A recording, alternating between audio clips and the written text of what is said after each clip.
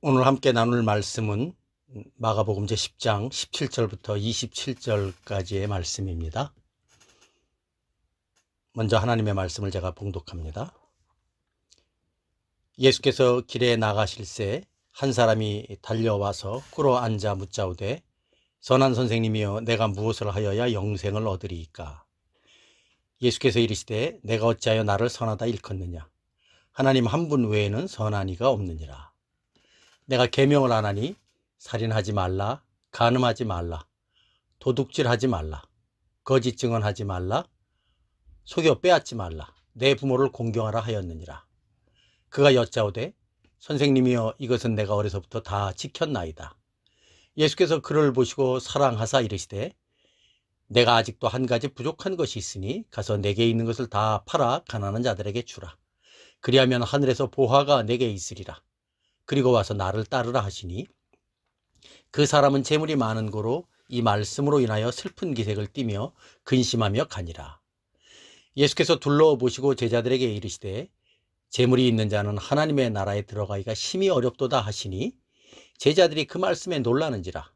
예수께서 다시 대답하여 이르시되 얘들아 하나님의 나라에 들어가기가 얼마나 어려운지 낙타가 바늘기로 나가는 것이 부자가 하나님의 나라에 들어가는 것보다 쉬우니라 하시니 제자들이 매우 놀라 서로 말하되 그런즉 누가 구원을 얻을 수 있는가 하니 예수께서 그들을 보시며 이르시되 사람으로서는 할 수 없으되 하나님으로서는 그렇지 아니하니 하나님으로서는 다 하실 수 있느니라. 아멘. 오늘 저는 마가복음 제10장 17절로 27절에 있는 말씀으로 근심하며 떠난 이유라는 제목으로 여러분들과 함께 말씀을 나누도록 하겠습니다. 지난 한 주간도 코로나19로 많이들 힘드셨을 텐데요. 요즘 우리는 코로나19의 세계적 유행, 즉 팬데믹 상황 속에서 살아가고 있습니다. 그러다 보니 코로나 질병 그 자체에 대한 두려움보다 그로 인한 생활의 어려움과 불편함이 더 큰 고통으로 다가오고 있습니다. 어쩌면 이런 현상도 통신수단 및 SNS의 지나친 발달로 인한 결과가 아닌가 싶은 생각도 듭니다. 요즘처럼 인터넷이나 또는 통신수단이 발달되지 못했던 예전에는 해외 소식을 주로 해외 특파원을 통해서 뉴스 시간에 듣는 것이 전부였습니다. 그 시대 해외 특파원 뉴스 가운데 제일 황당한 뉴스 가운데 하나는 바로 일본군 폐잔병과 관련된 뉴스였습니다. 그들은 2차 대전이 끝난 지 수십 년이 지났음에도 불구하고 여전히 전쟁 중인 줄 알고 남태평양의 외딴 섬의 깊은 동굴 같은 곳에서 숨어 살다가 발견되곤 했습니다. 그들이 어떻게 그렇게 오랜 세월을 숨어서 살았을까요? 아마도 그들은 미군들이 확성기를 통해서 알려준 종전에 대한 소식을 이미 오래전에 들었을 것입니다. 그러나 그들은 그것을 미군의 심리전으로 오해해서 그 말을 믿지 못하고 그리고 일본군이 패할 수 없다는 잘못된 확신 속에서 죽을 때까지 수십 년 동안 동굴 속에서 하루하루를 숨죽이며 살았던 것으로 보입니다.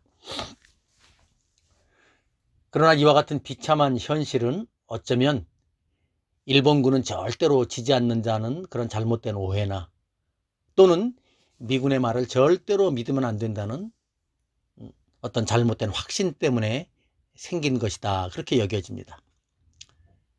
마치 오늘날 신천지 이단들이 미혹에 빠져서 교주 이만희를 보혜사 성령으로 믿는 그런 어리석음과 비슷한 모습이라 말할 수 있습니다. 이처럼 자신이 알고 있는 것에 대한 잘못된 확신과 오해가 그처럼 비참한 삶을 살아가게 한 것이죠. 오늘 우리가 읽은 이 성경 본문에도 그런 안타까운 오해에 빠진 한 사람을 볼 수 있습니다. 그는 돈이 많은 부자였습니다. 마태복음서를 보면 그는 젊은 청년으로 소개되고 있고요. 누가복음에서는 관원으로 소개되고 있습니다. 관원이라면 당시의 종교 지도자요 정치 지도자입니다. 어떤 면에서 보면 이 사람은 모든 것을 다 갖춘 부족함이 없는 사람입니다. 게다가 그는 젊은 나이임에도 불구하고 영생, 즉 인생의 구원 문제에도 깊은 관심을 갖고 있습니다. 그래서 예수께서 자신의 마을로 오신다는 말을 듣고는 주님께 나가서 내가 무엇을 하여야 영생을 얻을 수 있느냐라는 질문으로 간곡하게 자신의 요청을 알리기도 했습니다. 그는 인생에서 삶과 죽음이 무엇인지, 그리고 삶과 죽음을 초월한 인생의 근본 문제, 즉 영생의 문제를 어떻게 해결해야 할지를 예수님께 와서 질문한 것입니다. 그럼에도 불구하고 성경은 이 사람에 대해서 안타까운 결말을 말하고 있습니다. 22절의 말씀입니다. 그 사람은 재물이 많은 고로 이 말씀을 인하여 슬픈 기색을 띠며 근심하며 가니라. 뭐 하나 부족한 것 없어 보였는데 도리어 그것이 이 청년으로 하여금 주님을 만나지 못하고 슬퍼하며 떠난 이유가 되었다고 성경은 말하고 있습니다. 오늘 우리는 본문의 내용을 잠시 살펴보면서 왜 이 부자 청년이 예수님을 만났으면서도 그의 인생 문제를 해결받지 못했는지 한번 생각해 보도록 하겠습니다. 그리고 그것을 통해서 오늘날 우리가 배워야 할 신앙의 교훈도 한번 살펴보도록 하겠습니다. 첫 번째로 생각해 볼 것은 이 청년은 예수님에 대한 오해가 있었다는 것입니다. 그리고 주님을 만난 후에도 예수님에 대한 그 오해를 전혀 풀지 못한 채 돌아갔습니다. 그렇다면 그는 예수님에 대해서 어떤 오해를 갖고 있었을까요? 성경 본문 마가복음 10장 17절을 다시 한번 읽어봅니다. 예수께서 길에 나가실새 한 사람이 달려와서 꿇어앉아 묻자오되 선한 선생님이여 내가 무엇을 하여야 영생을 얻으리이까? 이 구절을 보면 그는 예수님을 선한 선생님이라고 부릅니다. 아마도 그는 예수님을 말씀을 가르치는 랍비로 생각한 것 같습니다. 그가 예수님을 향하여 선한 선생님이라고 부른 것을 보면 그는 예수님을 매우 탁월한 랍비로 인정한 것 같습니다. 즉 그의 마음 속에는 랍비에 대한 어떤 평가 기준이 나름대로 있었는데 그의 평가에 의하면 예수님은 그야말로 랍비 중에서도 도덕적으로나 종교적으로 흠잡을 데 없는 그런 탁월한 분임을 알고 그것을 그대로 주님 앞에 나와서 아첨하듯이 고백한 것입니다. 근데 사실은 예수님에 대한 그와 같은 인식은 그가 예수님에 대해 갖고 있는 심각한 오해 중에 하나다 할 수 있습니다. 왜냐하면 예수님은 단지 성경을 가르치는 랍비가 아니시기 때문이죠. 예수님은 랍비 이상의 분입니다. 즉 예수님은 이 땅에 오신 하나님의 아들이신 메시아, 즉 그리스도이셨기 때문입니다. 그러한 청년의 말을 들은 예수님께서는 18절에서 이렇게 말씀해 주셨습니다. 제가 18절 읽습니다. 예수께서 이르시되 내가 어찌하여 나를 선하다 일컫느냐? 하나님 한 분 외에는 선한 이가 없느니라. 우리는 이 말씀을 피상적으로 이해하면 예수께서 그 청년의 칭찬에 대해서 겸손함으로 대답하셨거나 또는 부인하신 것처럼 보입니다. 어쩌면 이 청년은 예수님의 이 말씀을 그렇게 이해했을 수도 있습니다. 근데 이 구절은 전혀 그런 뜻이 아닙니다. 왜냐하면 뒤따라오는 하나님 한 분 외에는 선한 이가 없다라는 구절이 이 말씀의 의미를 잘 말해주고 있기 때문이죠. 하나님 한 분 외에는 선한 이가 없다라는 이 말씀은 사람 가운데는 선한 자가 하나도 없다라는 의미입니다. 더 나아가 선한 이는 하나님 한 분밖에 없다는 말씀을 통해서 이 청년이 추구하고자 하는 어떤 자기 나름대로의 선함이나 도덕적인 행위를 가지고는 영생을 얻을 수 없다는 사실을 이미 주님께서 그에게 말씀해 주신 것입니다. 즉 사람에게서는 선함을 찾을 수 없고 본받을 수 없다는 것이죠. 이 청년은 예수님을 향해서 선한 선생님이요 라고 말하면서 자신이 어떻게 해야 영생을 얻을 수 있느냐라고 질문했지만 예수님은 이 한 말씀을 통해서 그가 지금 추구하려고 하는 선한 행위, 도덕적인 행위, 그것을 통해서는 하나님께서 말씀하신 절대 선에 이룰 수 없다는 사실을 말씀해 주신 것입니다. 그것을 오직 하나님만이 선하시다라는 말씀으로 들려주신 것이죠. 사실 어느 면에서 보면 이 청년은 예수님을 도덕적으로나 종교적으로 자신이 따를 수 있고 본받을 수 있는 멘토 정도로 생각하고 자신이 어떻게 해야 영생을 얻을 수 있느냐라고 질문한 것이죠. 그런데 주님은 그를 향해서 사람을 본받을 생각하지 말고 그 이상의 것을 살펴보라고 말씀해 주신 것입니다. 영국 옥스퍼드와 케임브리지에서 가르쳤던 유명한 C.S. 루이스라는 교수님이 계십니다. 그는 무신론자에서 기독교인이 된 뛰어난 기독교 변증가이자 철학자입니다. 그의 저서 중에 많이 알려진 책이 순전한 기독교라는 책으로 많이들 읽어보시면 좋을 것 같고요. 그 외에도 C.S. 루이스라고 치면 아주 많은 좋은 저서들이 있습니다. C.S. 루이스 교수는 어느 날 채플에서 예수의 구주되심이라는 주제로 설교를 했습니다. 설교가 끝난 뒤 한 학생이 C.S. 루이스 교수에게 예수님은 우리가 본받아야 될 위대한 스승이었다고 말씀하셨다면 우리는 선생님에게 큰 박수를 쳤을 것입니다. 근데 예수는 구세주다라는 이런 캐캐 묵은 기독교 교리를 말씀하시니 우리는 선생님의 말씀에 동의할 수 없습니다 라고 말합니다.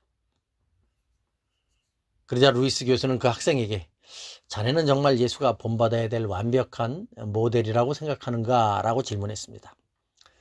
그러자 그 학생은 물론입니다 라고 대답했죠. 그러자 루이스 교수는 그럼 완벽한 모델이신 예수를 따라가는 것이 중요한 삶이라고 믿는가 라고 또다시 질문합니다. 그러자 그 학생은 당연히 그렇습니다 라고 대답했습니다.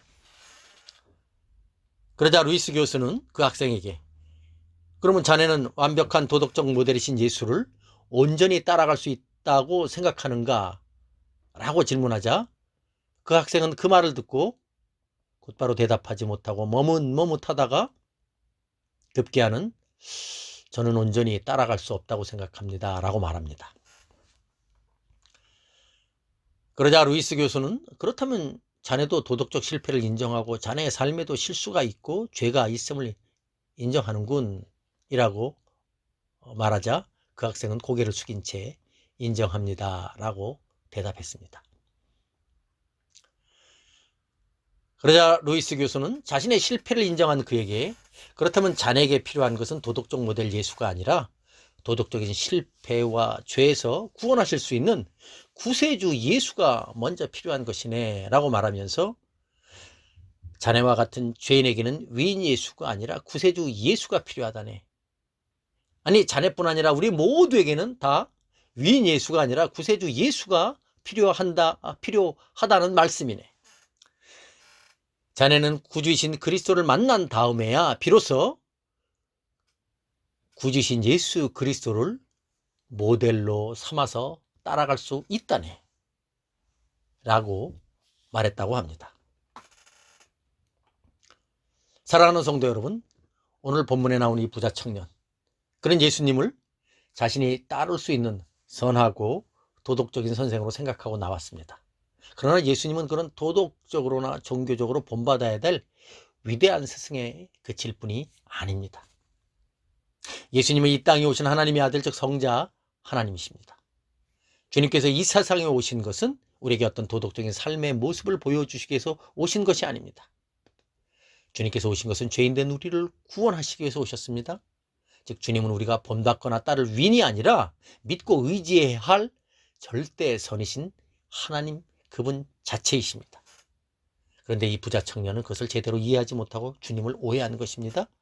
그리고 그 오해 자리에서 조금 더 나아가지 못하고 구세주이신 주님을 영접하지 못하고 뒤돌아서는 그런 안타까운 모습을 보인 것입니다.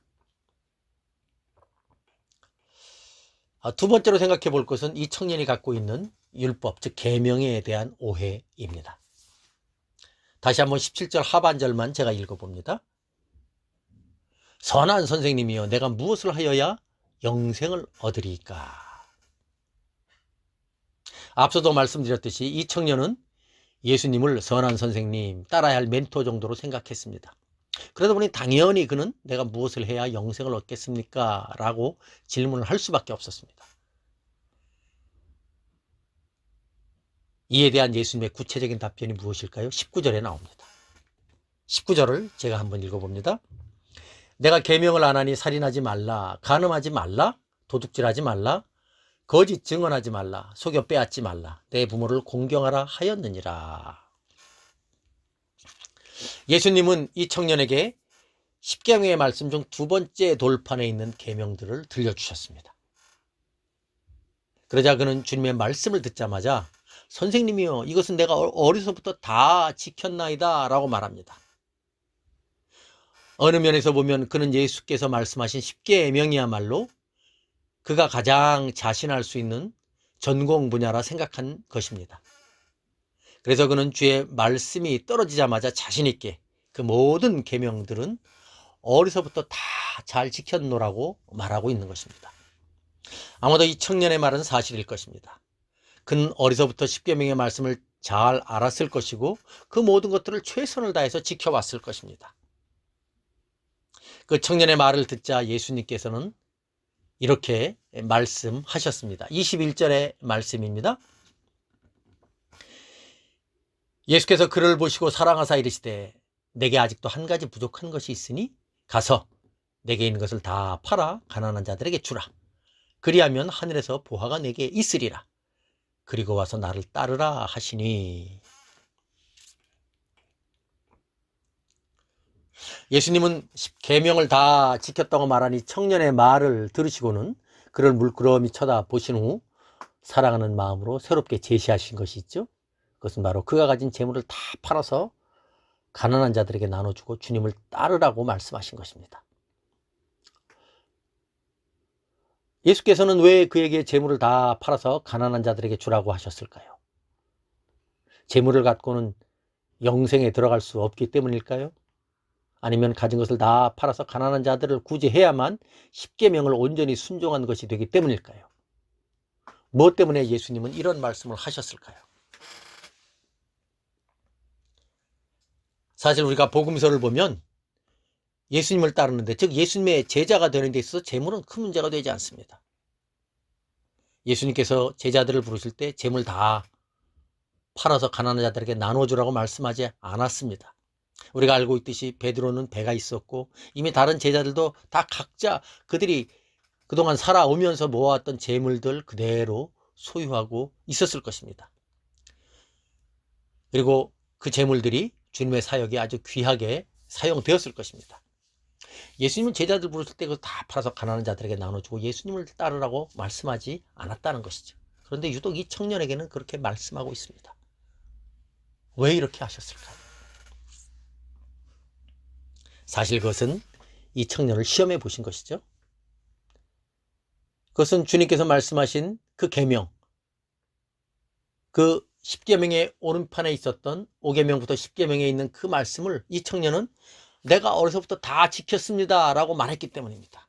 그 청년은 자신은 하나님의 율법을 지킴에 있어서 부족함이 없다라고 주님 앞에서 당당하게 말했기 때문에 예수님께서는 과연 내가 한 그 말이 정말인지 하는 것을 이 명령을 통해서 시험해 보신 것입니다. 예수님은 이 청년의 그 말에 대해서 다시 한번 주님의 말씀을 통해서 자신이 한 말을 생각해 보고 그 말을 통해서 예수님 앞에서 자신을 발견토록 예수님께서는 그렇게 이 명령을 주신 것이죠. 근데 여기서 우리가 한 가지 눈여겨봐야 할 중요한 구절이 나옵니다. 그것은 바로 예수님께서 그 청년에게 하신 내가 한 가지 부족한 것이 있다라는 바로 그 말씀입니다. 사실 우리는 이 말씀을 잘 이해할 때 예수님께서 왜 그에게 그런 명령을 주셨는지, 그리고 그 이후에 이어지는 모든 연결되는 말씀들의 의미도 잘 깨닫게 됩니다.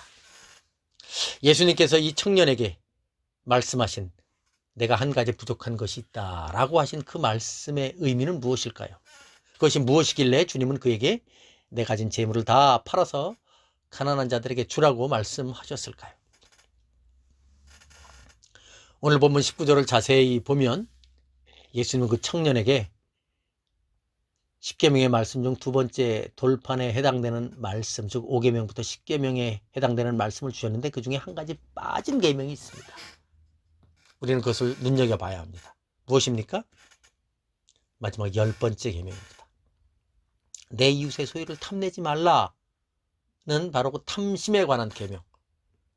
오늘 주님은 그 말씀을 빼놓고 말씀하셨습니다. 근데 예수님께서 일부러 빼놓으셨느냐, 뭐 그럴 수도 있지만 그 당시에 어느 면에서 보면 이 10번째 계명, 이 계명은 이스라엘 백성들에게 이렇게 유의미한 계명으로 다가오지 않았던 것입니다. 이스라엘 백성들은 계명의 외적인 순종에 치중하고 있었습니다.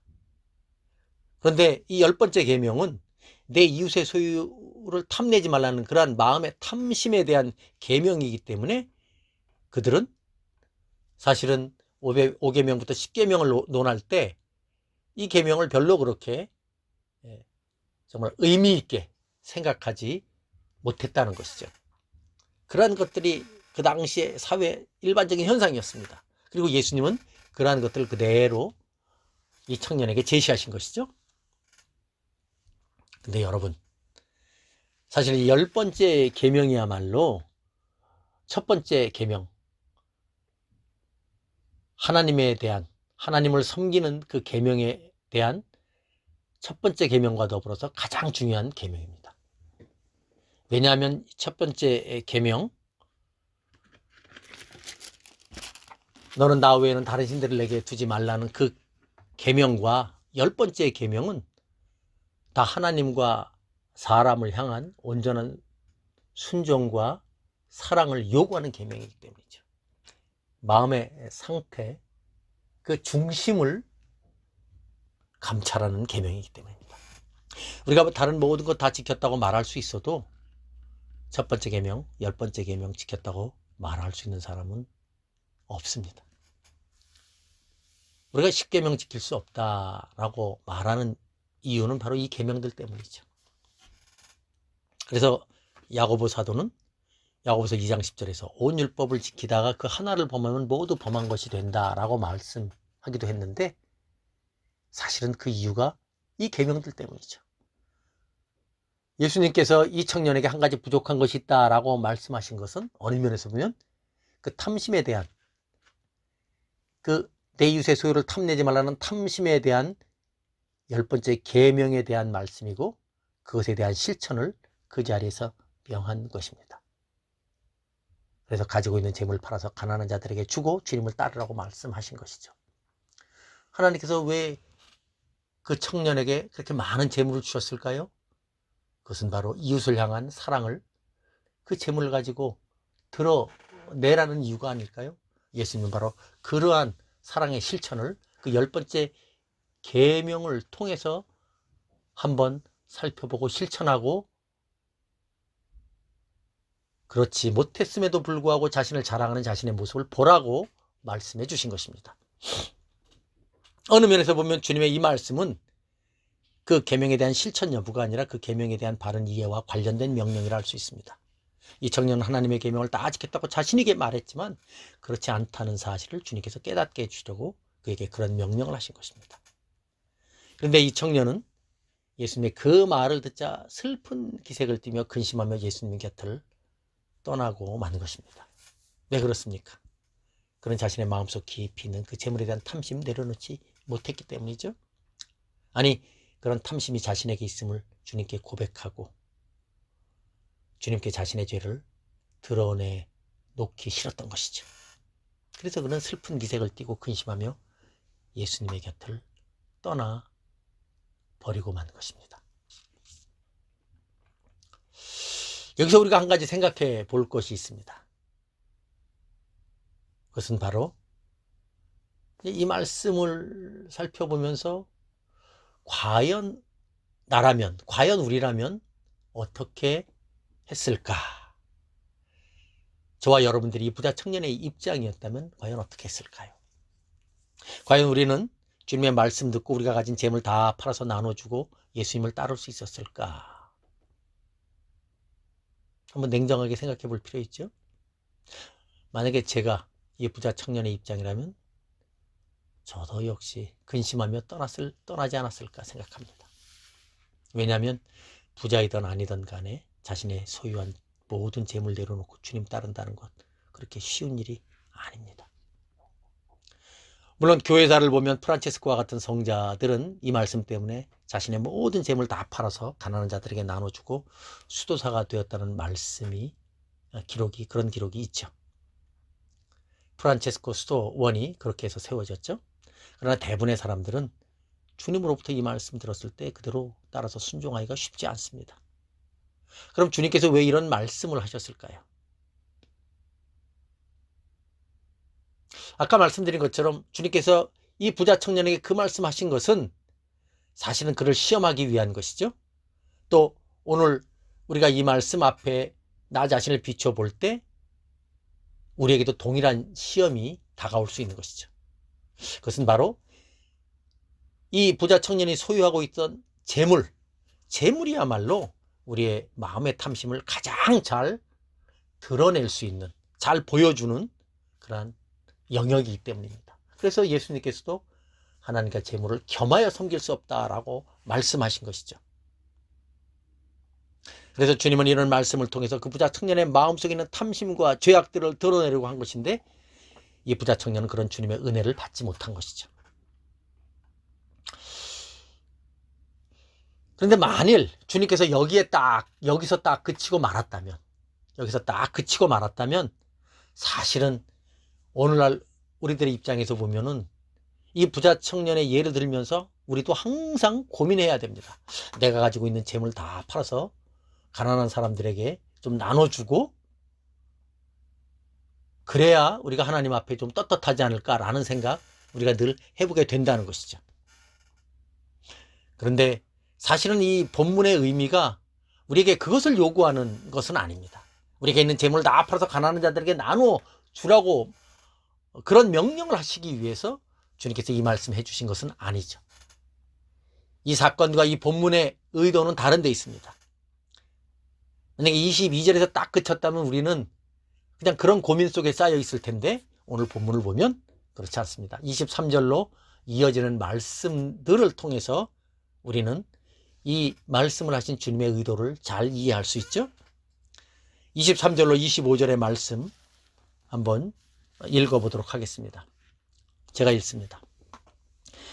예수께서 둘러보시고 제자들에게 이르시되 재물이 있는 자는 하나님의 나라에 들어가기가 심히 어렵도다 하시니 제자들이 그 말씀에 놀라는지라. 예수께서 다시 대답하여 이르시되 얘들아 하나님의 나라에 들어가기가 얼마나 어려운지 낙타가 바늘기로 나가는 것이 부자가 하나님의 나라에 들어가는 것보다 쉬우니라 하시니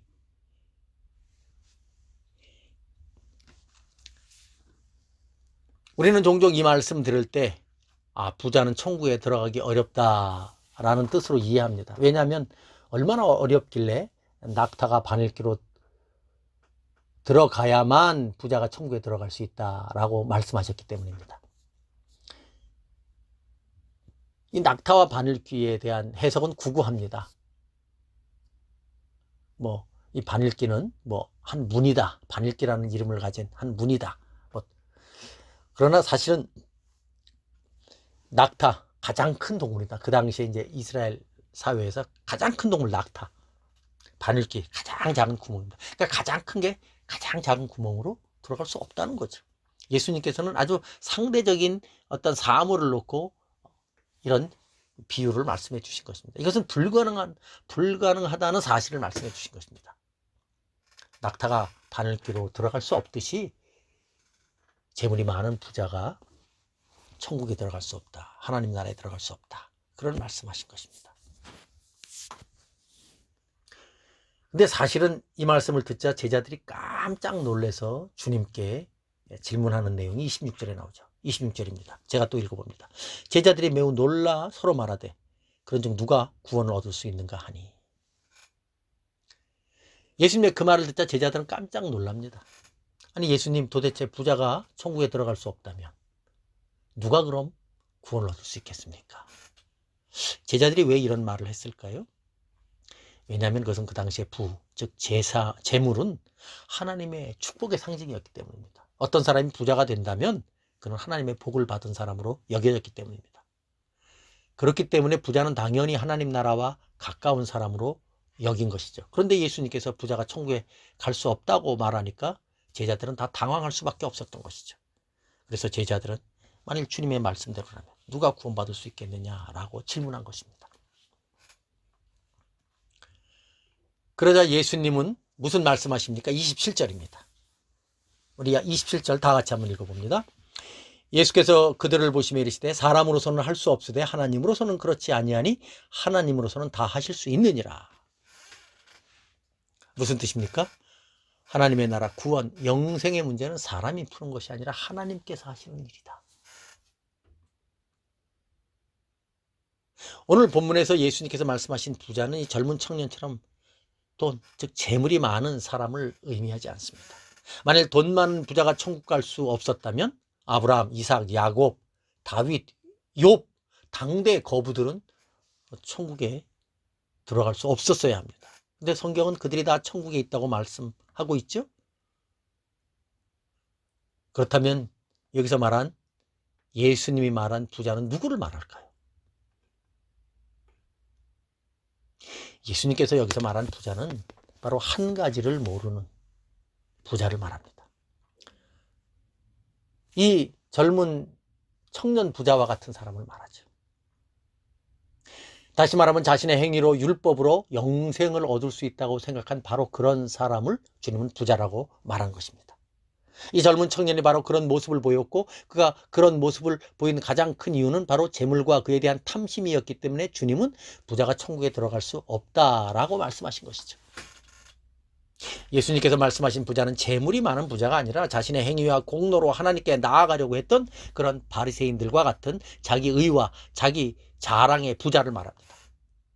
주님은 바로 그렇게 자신의 행위와 의로움과 종교적인 순종함이 천국에 들어갈 수 있는 길이 아니라는 것을 분명하고 명백하게 말씀해 주신 것입니다. 아니 그런 것들은 절대로 1%도 들어갈 수 없음을 말씀하신 것입니다.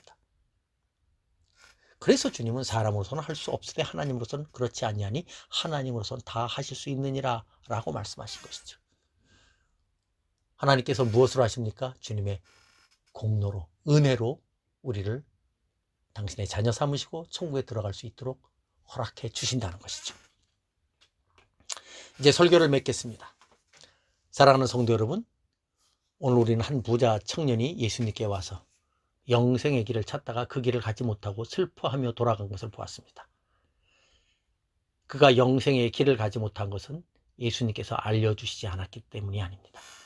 예수님이 아주 분명하고 명백하게 잘 알려주셨습니다. 그럼에도 불구하고 그 부자 청년은 예수님께서 알려주신 그 생명의 길을 가지 못하고 안타깝게 영원한 생명보다 이 땅의 재물을 택했습니다. 물론 그가 재물 때문에 영생을 취하지 못한 것은 아닙니다. 그 재물을 향한 탐심을 내려놓지 못한 것이죠. 아니 재물을 향한 탐심을 내려놓지 못했다기보다는 그 모든 죄의 문제를 해결해 주신 예수 그리스도를 믿고 의지하지 못한 것입니다. 예수님을 그냥 자신이 따라야 할 도덕적인 선생으로만 오해했기에 그는 주님께서 제시하신 구원의 길을 따르지 못한 것입니다. 바라기는 우리 군포학교의 모든 성도님들은 우리의 구주 되신 주님을 다시 한번 믿음으로 의지하면서 오늘도 이 생명의 말씀을 잘 붙잡고 믿음으로 살아가는 우리 모두가 되시길 주님의 이름으로 축원합니다. 기도하겠습니다. 하나님 아버지 감사합니다. 오늘 저희들에게 이 모든 것 갖춘 부자 청년이 주님 앞에 나아가서 정말 주님께서 제시하신 그 놀라운 생명의 말씀, 약속의 말씀, 은혜의 말씀을 온전히 깨닫지 못하고 붙잡지 못하고 안타깝게 돌아선 것을 봅니다. 하나님, 우리의 삶 가운데도 이와 같은 오해의 모습들이 있을 때가 얼마나 많이 있습니까? 우리 주 예수 그리스도를 제대로 이해하지 못하고 우리 주님의 말씀을 제대로 깨닫지도 못하고 내 착각과 내 아집과 내 잘못된 습관 속에 빠져서 그릇된 확신 속에 빠져서 하나님 온전히 섬기지 못하고 살아갈 때가 얼마나 많이 있습니까? 주여 우리를 불쌍히 여겨주시고 긍휼히 여겨 주시옵소서. 지금 신종 코로나19로 인하여 아버지 하나님 참으로 많은 사람들이 어려움 속에서 살아가고 있습니다. 이럴 때 참 우리가 더욱더 주님의 말씀을 옳게 분별해서 하나님께서 기뻐하시고 원하시고 정말 우리에게 복 주시는 그러한 복된 생명의 길, 복된 그러한 믿음의 길을 갈 수 있도록 주여 도와주시고 함께하여 주시옵소서. 우리 가운데 온전히 주의 말씀 앞에 순종하는 주님께서 우리에게 제시한 그러한 온전한 구원의 길을 따라가는 그러한 복된 우리 모든 성도들 될 수 있도록 인도하여 주시옵소서. 감사드리며 예수님의 이름으로 기도하옵나이다. 아멘.